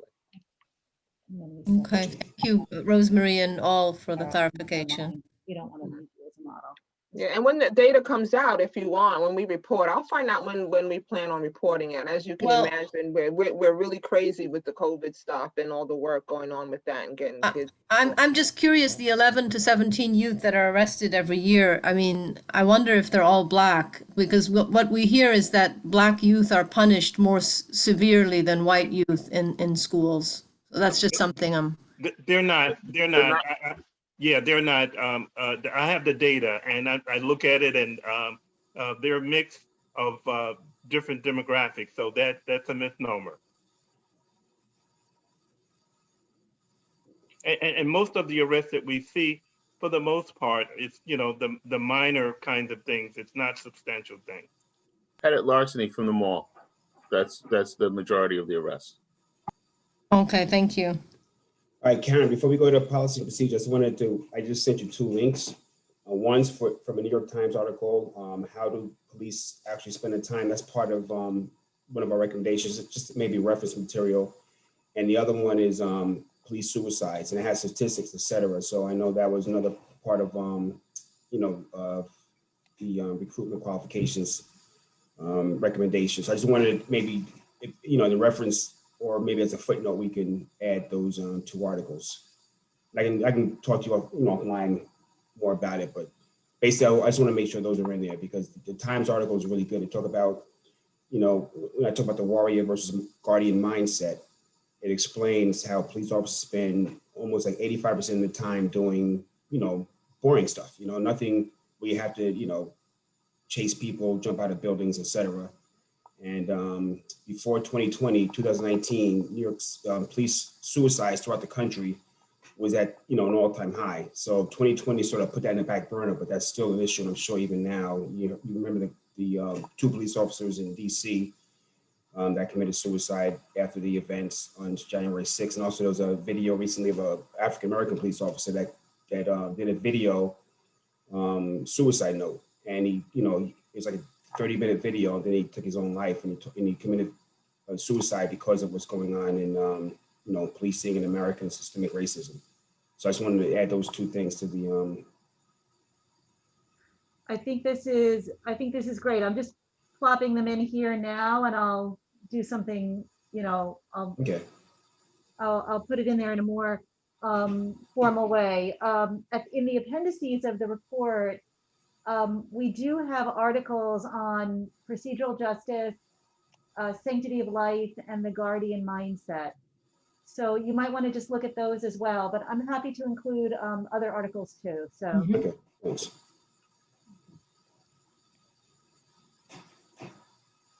Okay. Policies and procedures. Is Bernie on? Bernie?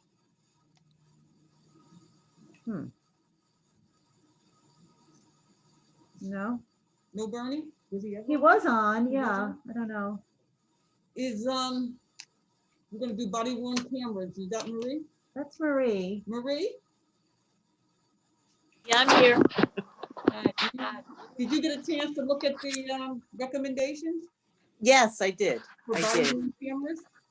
And it was pretty much what we talked about, in our subcommittee meetings. Good. You good with it? I think so. I mean, everybody else from our subcommittee, good with it?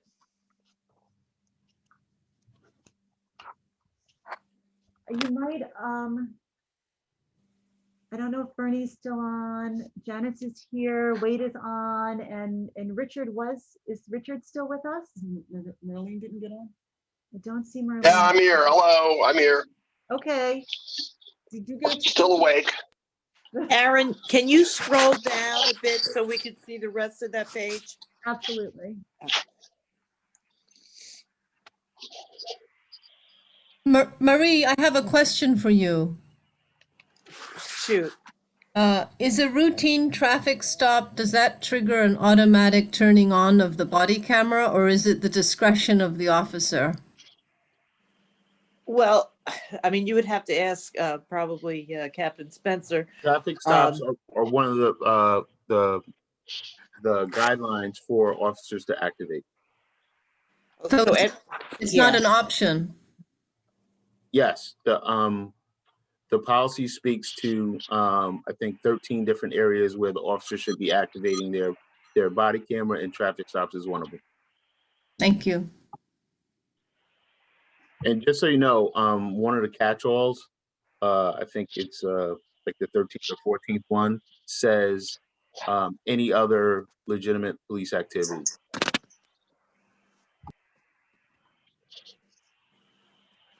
I think in the policies and procedures manual, it said something that like if there was citizen contact.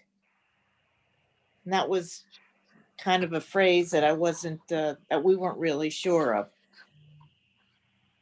Like what that means, any kind of citizen contact, you know. Are you speaking to one of the areas where the officers should activate, Marie? Yes. Okay, I'm gonna read it.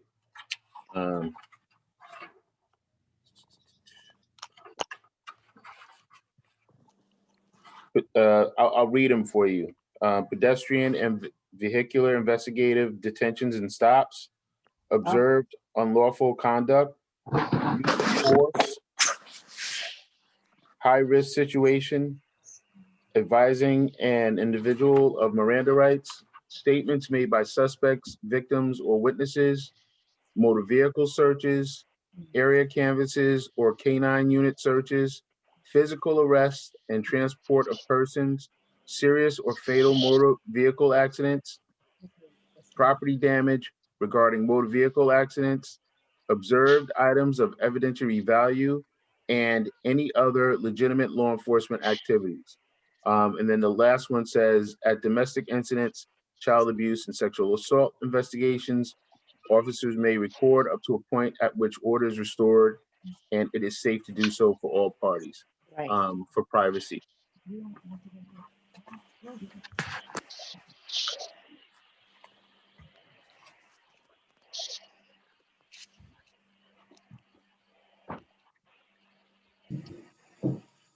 all right with that, Marie? See, neither thinking. I guess the important part is, I mean, the important thing that's in here is that an officer has to announce when he's, you know, he has it on and it's activated.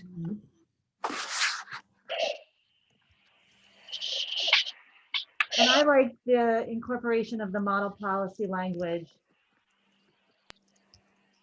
as well. Mm-hmm.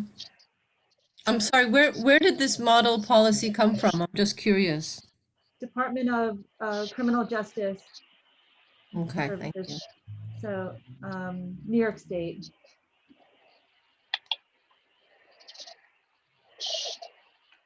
All right, Marie, yeah, Marie. Everything else is okay? Yeah, I mean, I read through it earlier. Let's see. I'm just looking at it again. Richard? Yeah, I'm okay with the body worn camera. I mean, policy, you know, I think the most important thing is that we don't have police officers turning off cameras so that they can engage in police misconduct, you know. But I think it's pretty clear that that's not the policy. Did you get a chance to look at response to resistance? Yes. You good? Well, let me just call up the recommendations that we went over.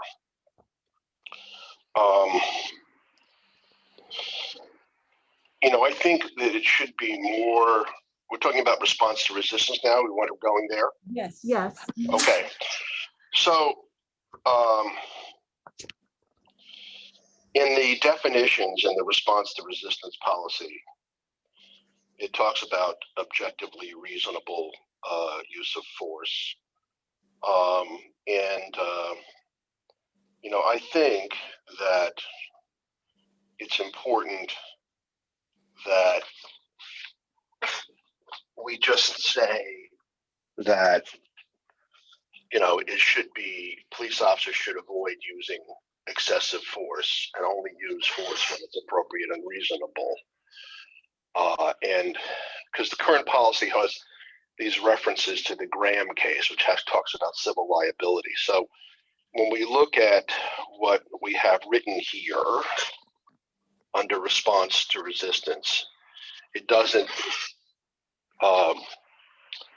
make clear that no matter what the standard for civil liability may be, the White Plains policy should be, our police officers will not engage in the use of force unless it's, justified under the circumstances, because the problem with the Graham standard is that it has to do with, looking back when somebody files a civil rights action against the police or the municipality. We should look at it from the point of view of the police officer at the time to determine whether or not he thought that, for example, object was a cell phone or a firearm.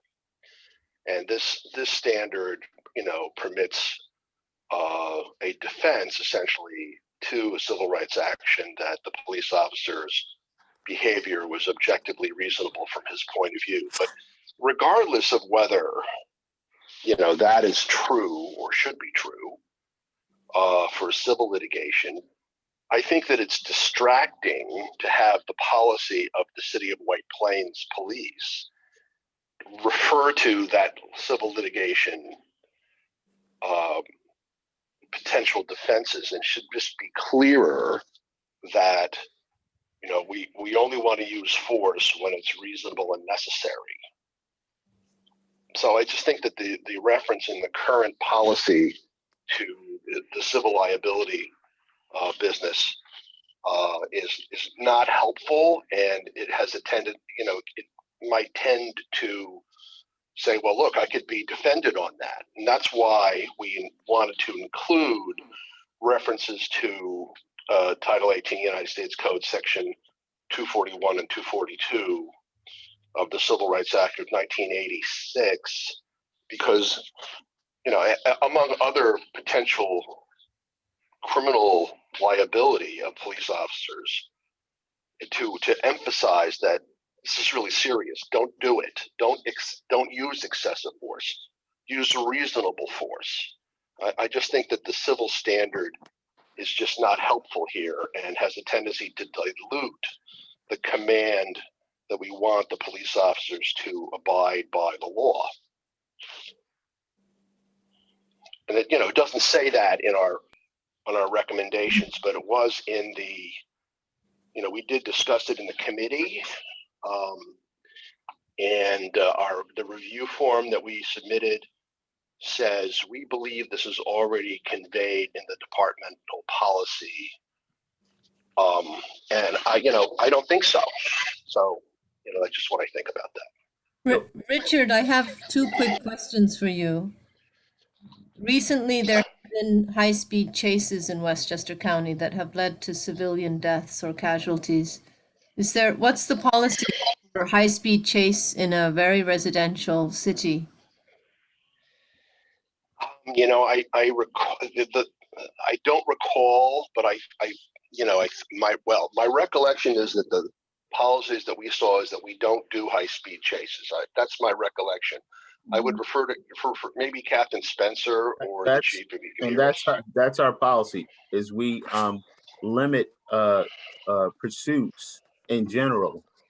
And that's been that way since I was a rookie, and Wade could probably speak to that as well. But just speak to Richard and objectively reasonable. The policy speaks to Graham versus Connor, but it also speaks to Article 35 of New York State Penal Law. And I understand what you're saying about having our policy be more restrictive than, let's say, the Supreme Court case and the state law. But the distraction, I think, would be to have our policy differ, where we would train police officers for a legal standard and then say, but it's different. We're gonna also train you for our city policy. So I think that for the sake of time, we should probably have this discussion in the subcommittee meeting. There's more to it than just adding Title 18 under references. I think that we need to flesh this out in a more robust conversation. Well, And that's what I understand, but let me just say that Penal Law Section 35 or Article 35 provides a defense to a police officer who shoots a fleeing felon. And that's the law of the state of New York. I believe that law is wrong. I believe that law, it provides a defense for a police officer if they were to be charged in state law. But not just a fleeing felon. That's not just for a fleeing felon. It's a defensive justification for use of physical force. Okay, but that's my point. It says, Article 35 says that if a police officer believes that if someone has committed a violent felony, that he is then permitted to use deadly physical force on that person. And that shouldn't be our subcommittee believes that should not be the policy of the city of White Plains. Okay, can anybody hear me?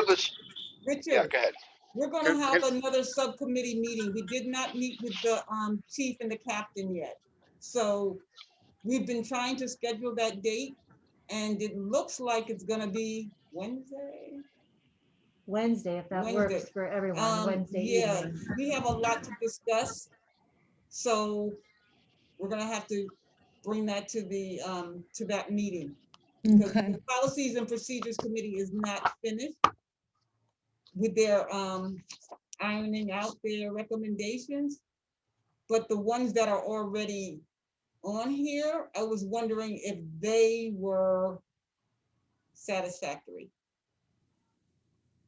You know what, Janice, can I speak to paragraph 1 under response to resistance? Sure.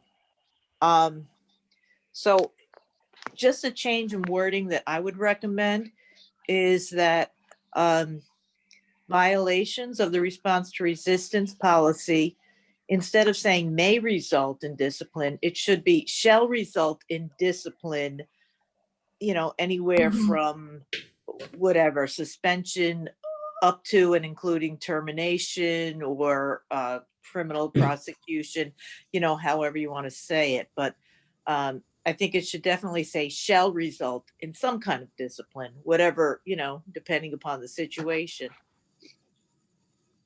That makes sense. I'm okay with that. Are we okay with that? Yeah. Okay. Can you hear me? Yes. I would add that as long as you include that discipline will include counseling and training, because there are low levels of potential violations that are more of a training issue or a counseling issue than a discipline that would start with suspension or whatever the range was. I don't know. Okay, so it's not limited to discipline, including termination. It could be something else. I don't know. Does that make sense? What I'm saying? Yeah, but it does. It shall result in discipline. How about shall result in discipline ranging from counseling, re-education, all the way up to termination and or criminal prosecution. Well, referral for. Well, right, exactly. Referral for permission. We can just write it can result in discipline from anything up to including blah blah blah. Yeah, so that's right too. Yeah. Yeah, I mean, we don't want to say that any violation is going to result in somebody being fired, but we do want to emphasize to police officers that this is verboten. So which may include anything up to termination. Was that Well- what someone had suggested? Well, which may include, well, what Chief Castelli said, something about like from counseling or education, up to, I mean, we could figure out like the specifics, or rework it if we have another meeting for the subcommittee. Okay. But we could say something about the range, Yeah. from training or counseling up to termination. Like may result in disciplinary action up to and including termination, Yeah, I mean, That's fine. you can't possibly cover every single, potential violation. No, that's right. But the chief's point that there has to be a range, Right. does make sense. Correct. Okay. Thank you. So I would say up to and including termination or referral, not and referral, but or referral to, For state and federal civil rights. Yeah, that's fine. Okay. right, or criminal prosecution. Yeah, I mean, I don't think that the and/ors really matter that much. I mean, we're not saying it has to be. It's not like we're throwing the switch that once you do this, it's necessarily, once we find that somebody's violated this procedure, that their policy, that they're, definitely going to be sent to the U.S. Attorney's Office. But we want them to know it's possible. And Richard, to your point about shooting a fleeing person, I vaguely remember the chief saying their policy is clearly not to shoot at someone who's fleeing a scene. I thought he said that at one of our meetings. But I'm just talking about what's in the response to resistance policy as it stands. Okay. I mean, there's a policy that, exists. And so, the problem is that what the current policy refers to, I think it's section 3530 of the penal law. And so that's the issue. Okay. Yeah, I would just be careful to diverge from state law or court cases. But again, we can discuss that in the subcommittee. The problem won't be with the police department. The problem will be with the city, who is going to hold liability for diverging from state law and Supreme Court cases. Yeah, but I mean, by us recommending a policy that we shouldn't do this does not prevent the city from having a defense if they are sued, or from an officer asserting a justification defense if the district attorney's office was to prosecute them. So having a policy just means that it's our policy. So let us suppose that a police officer violates the policy, is referred for criminal prosecution to the Westchester County District Attorney's Office.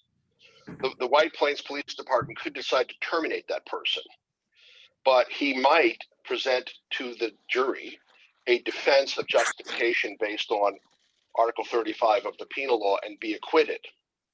And that would be okay. And similarly, if the city was sued, he could, or the city could, assert that his response is objectively reasonable under the Graham standard, and therefore the city should not be liable. We can't control here in the city of White Plains what the standard is for 1983 civil rights violations prosecuted in the United States District Court, but we can have a standard that says police officers who work in the city shouldn't, use excessive force. So that's why I'm saying we're not eliminating a defense of justification under Article 35 of the penal law, and we're not eliminating the qualified immunity that police officers may have if they get sued. But we're saying that when it comes to the policy, we're recommending that the policy be that you shouldn't engage in it. Yes, the city might have a defense, and yes, the police officer might have a defense if he gets indicted. But we don't want our police officers to be indicted, and we don't want our police officers to be sued under 1983. So having this policy could prevent that kind of incident from happening in the first place, God willing. Yeah, I understand, Richard. Again, it'd be good for us to have a discussion in the subcommittee meeting. I would just go to the next paragraph where it says, generally, members may only use the required level of force that is objectively reasonable to bring incident under control. And I think it's verbiage at this point, but it's probably for the subcommittee meeting. But just one last thing. I think, Richard, if I understand what you're saying if the City of White Plains Police Department has this policy in writing, it will allow them to terminate an officer regardless of whether New York state law protects them or not. Is that what I'm hearing you say?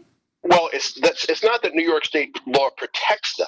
It's that New York state law provides a defense to criminal prosecution. So there's under state law, a police officer who is charged with, say, using deadly force excessively could rely on this statute as a defense. But that doesn't prevent the city from not necessarily terminating, but for, disciplining an officer for violating its policy. Okay. Yeah, but we should go through it. Got it. Thank you. Any other issues with response to resistance that we can talk about here? I know a lot has to be done at the other meeting. Any other issues? No. Unbiased policing, do we have any issues with that? Bernie's still not on? Bernie is back on. Bernie, do you want to speak to this? Bernie. I need a minute.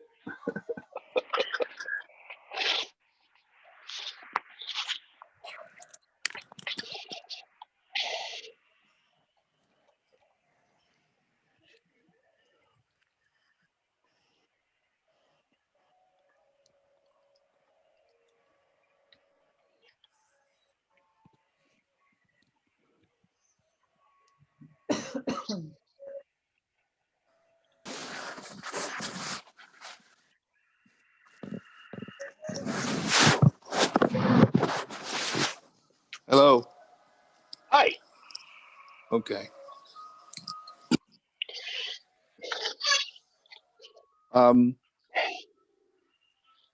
Actually, you have to excuse me because I just jumped on.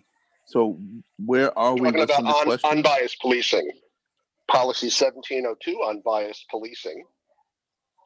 So we want to see if you have thoughts about the recommendations on page 35 and 36 of the report that I guess Janice and Karen worked on.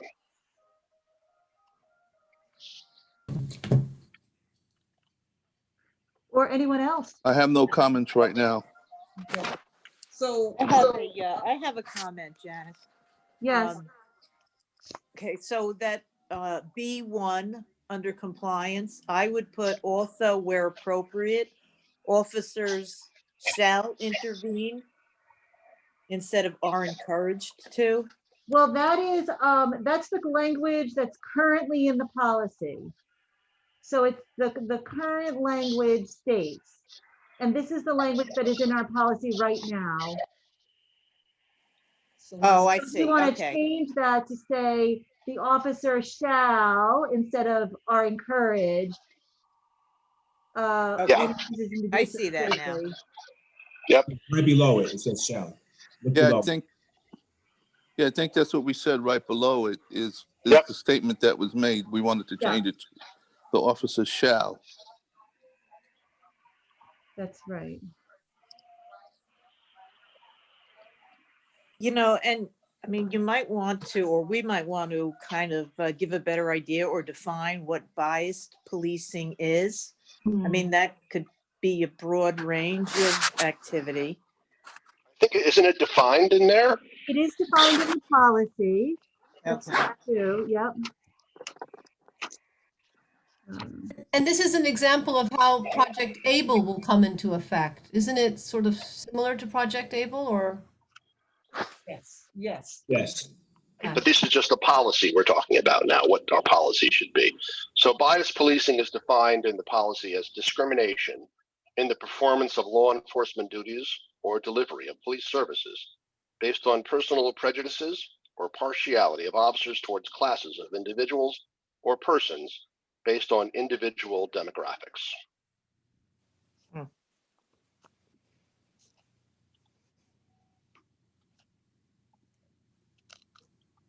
That covers a broad, broad territory.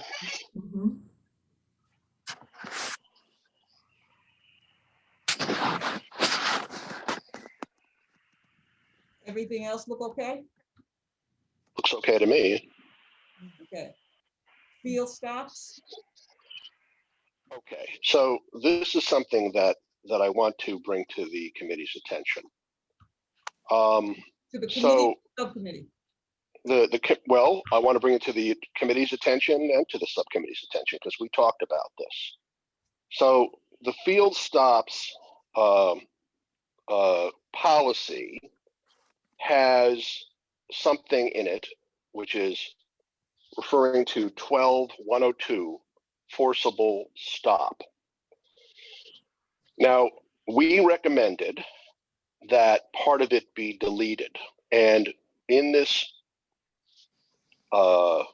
recommendation that you have that it should be moved to a different category. I disagree. Let me tell you why. Section 2 describes reasonable suspicion as A, reasonably suspect a person has committed, is committed, or is about to commit a felony or penal law misdemeanor, not a violation. And then it says and here's the issue, B. So it's and or when an officer reasonably suspects criminal behavior exists, which can be based on past articulated experiences. This subsection 2B is not in compliance with state law or federal law. And as I've referred the committee to the subcommittee to, there's a case from 1968, which is still the law of our land, called Terry versus Ohio, where they talked about what is necessary for a forcible stop and for a frisk. And so a forcible stop is permitted, as we referred to in A, when they reasonably suspect a person has committed, is committing, or is about to commit a felony or a misdemeanor, that is a crime, and not something about reasonably suspecting criminal behavior based on past articulated experience. I don't know who wrote that on there, but it's a distraction and it's wrong. It should be deleted. Now, the business about articulated facts that it follows in paragraph C, those make sense. That talks about what kinds of articulated facts, information from witnesses or wanted flyers, all those things make sense. But the business about past articulated experiences it's just wrong, and so it's not in the recommendations that we have. It looks like you want to move to B, and I disagree strongly. Also, when it comes to frisks, the current policy permits an officer to frisk someone when he believes he's in danger or that a weapon is present or when he thinks the person is a violent felon. So that is also wrong. A frisk is permitted when an officer has reasonable suspicion that a person, like we said, is or about to commit a crime, and a reasonable suspicion that the person is armed and dangerous. That is the standard for a stop and frisk. That is the frisk part. The frisk part is permitted to, provide the officer with an opportunity to frisk somebody's outer clothing when he believes the person he has forcibly stopped may be armed and dangerous. Not when he thinks the person is a violent felon, not when he believes he is in quote unquote danger, but when he believes the person is may be armed and dangerous. That is the law. That is 12-103 of the policy, and that is inconsistent with Terry and the law of our land, also People versus DeBoer. These are cases with which lawyers who do this work are familiar, and our policy should be consistent with the law of stop and frisk and not diverge from the law of stop and frisk. I don't know who wrote this thing, but not somebody who's a criminal lawyer. Richard, we agree with what you're saying about 12-102, especially section 2B, so that's why we suggested that we move it under articulated facts, but we could speak to it more in the subcommittee meeting, because I understand what you're saying, but I think that the frisk part, I just want you to understand that, and you probably do, that frisk in our policy is only after you have the Terry stop. So it's not to be read as a separate section. But again, we'll talk. We can That's talk. Right. We That's can right. talk. But it says you may frisk if you reasonably suspect you are in danger or that a weapon is present. All violent felons, those using weapons or force, can be frisked. This is just not consistent with Terry. It's legally wrong. And so there are several reasons why this is bad. Number one, you don't want people doing something that's illegal. And number two, if you do find evidence based on, for example, that I thought I might be in danger, but I didn't think the person was armed and dangerous, or I thought he was had used force and therefore was a violent felon, that evidence is going to be thrown out. It's going to be suppressed. It's going to be not permitted to be used under the exclusionary rule. And so, certainly our police officers should be taught what they can do that's going to permit them to introduce evidence. And they are. And the chief just texted me. He got disconnected. He wants to flesh this out in the subcommittee meeting. Okay.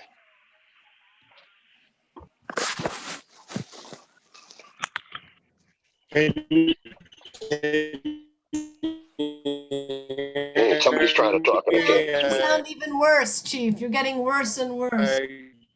I think we went through all the recommendations that we have so far. Yes. I think we went through all of them, and we have written down the ones that are going to be tweaked a little bit. We have some that are going to be tweaked. Policies and procedures, we're going to have another meeting. And for the rest of the draft, I think we're good. I wanted to know, do you guys want your names mentioned next to your subcommittee, or do you just want it as everybody together? Or, I mean. So I'll show you in the appendices, we of course list the members of the committee. And please do look at this and how we've identified you. And if you'd like us to make any changes, please let me know. And then a little bit further on, it's all a mess here.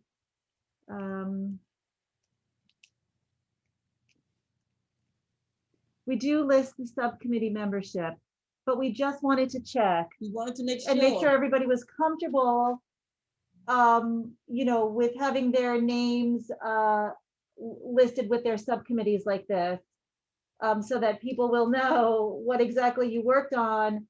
I mean, in addition to being on the full committee, but we just didn't want to assume that everybody was comfortable with this. We just wanted to make sure.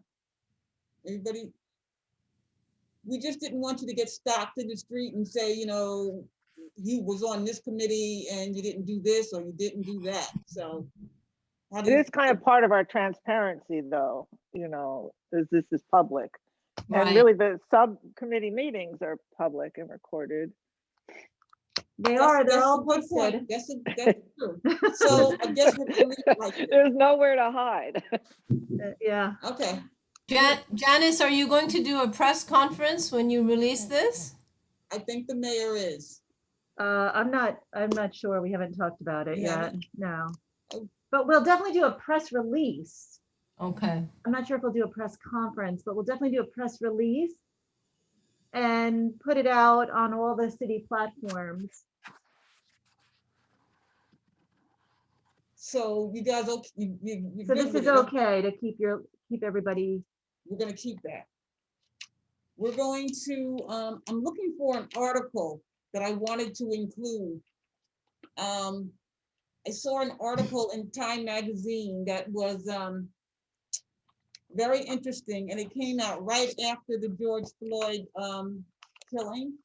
And I thought it would be appropriate to go in here because it kind of gives you, it kind of lets you know where the governor was going when he came up with this idea. We talked about it. So I thought it would be a good fit for in here. I haven't found it again, but we're looking. Are you guys okay with the cover? Hold on, getting there. Some people, we went along with what the governor had on his cover, so we just kind of like mimicked that.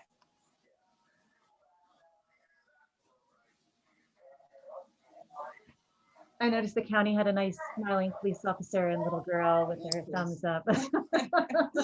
You guys okay with this? This is just designed very similarly to The governor. the governor's, yeah. How about if you put the City of White Plains crest on it, on the front page? Yeah, I was gonna say, put it in the background, like Yeah. shade behind the text. What are you, a graphic designer here? Come on. Actually, that's what I did before I became a police officer. Okay, so All right, so send it to Captain Spencer. He'll fix it for us. That's a good idea, though. Could you do that for us? We'll figure something out. Hey, Janice, I sent a link to a Times article. I'm not sure this is what you were talking about, but take a You look at sent it. it to me? No, to Karen. Okay, Karen will send it to me. Thank you. I put it in the chat. All right, so it looks like when we're all said and done, it's gonna be about 60 to 70 pages. 60, 70 pages. And I'm pretty proud of it. You guys proud of it? Yeah, I think everyone's worked really hard, and I really enjoyed working with people, especially the two people in my subcommittee. We are proud. Yeah. Can I just say that I really hope that everyone appreciates the amount of time and work that Karen, especially, and Janice have put into completing the report. Like being involved in every single subcommittee meeting, back and forth with the chief and I, which was probably the most difficult part of the process, and dealing with us two, and just being there, you know, day in, day out, late nights, Sundays. I, for one, appreciate the work that you guys have put into it, and I hope that everyone, you know, can join me in acknowledging what you guys have done for this committee. Yes. Here, here. Yes. Absolutely. Exactly. Well said. 100%. Been working I so agree. hard, I harder than really- all I of us really combined, maybe. appreciate the Mayor letting Karen work with us because she's been a godsend. You know, she's really been a godsend. So I really want to say thank you to Karen. You're welcome. And Enough I said. do- We don't and I need to talk do about it want any her name further. I did think she should be mentioned somewhere in this report. No. She did not want to be. No, it's not my job. But It's, yeah, thank my you. job is to be. And I want to thank every one of you and for all your input. And it's been an experience. Yeah. And, I we're think almost done. you We're almost deserve done. some public recognition, Janice and Karen. You should. I hope that when public it's all recognition. said and done, that this whole committee could do something, you know, like we could all do something to feel good about the work that we put into this. So I would love for that to happen. And maybe this summer when it's That'd be nice. the fall, it's safe to be around people. Yeah, we got to do something. But I don't know. Did we make a recommendation in here for the ongoing follow-up? We did. We put it like right after the CCRB. It was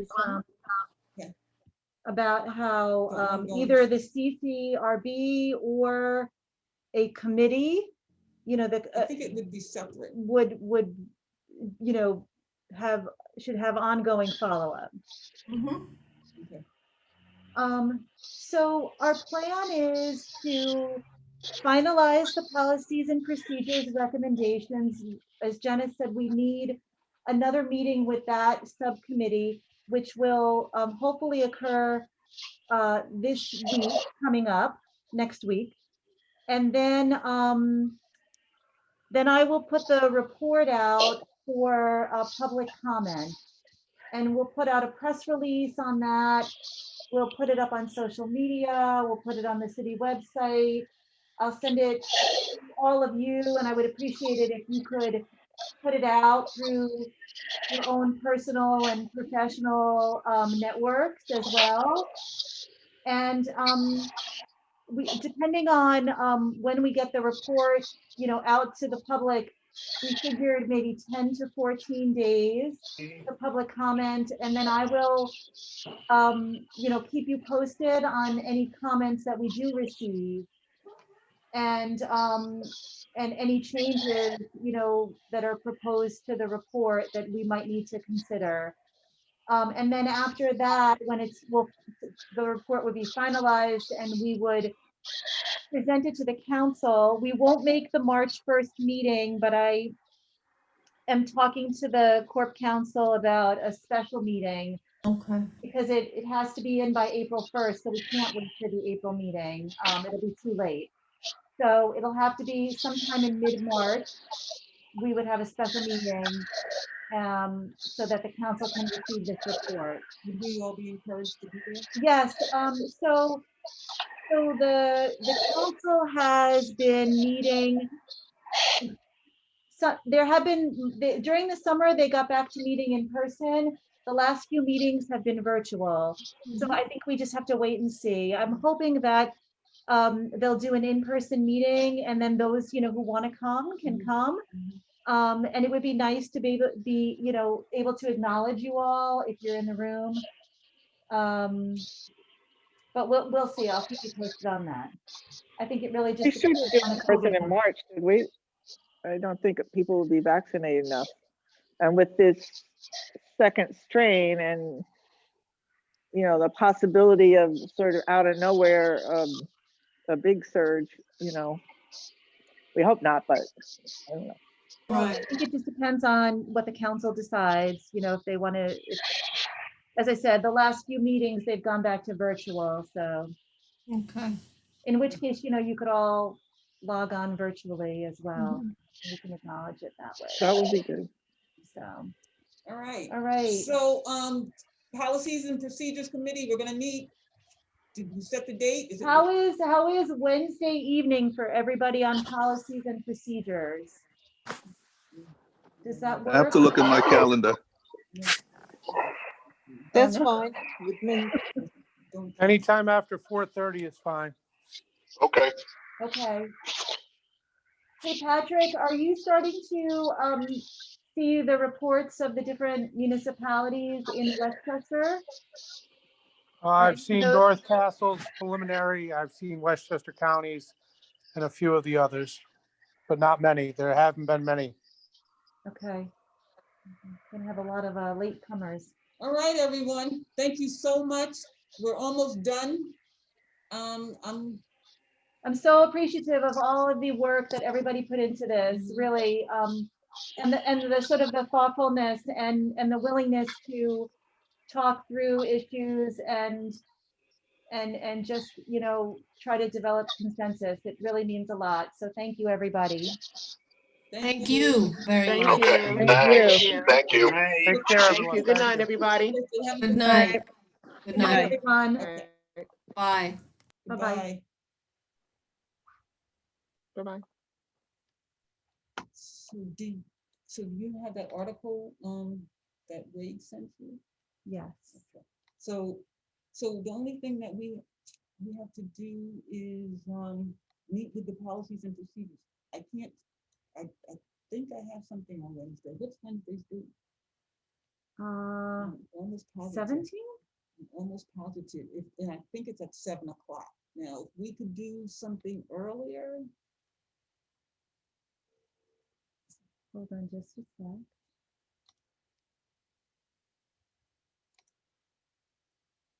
actually, I might be able to change that. If everybody agrees to Wednesday, then that's what it's gonna be.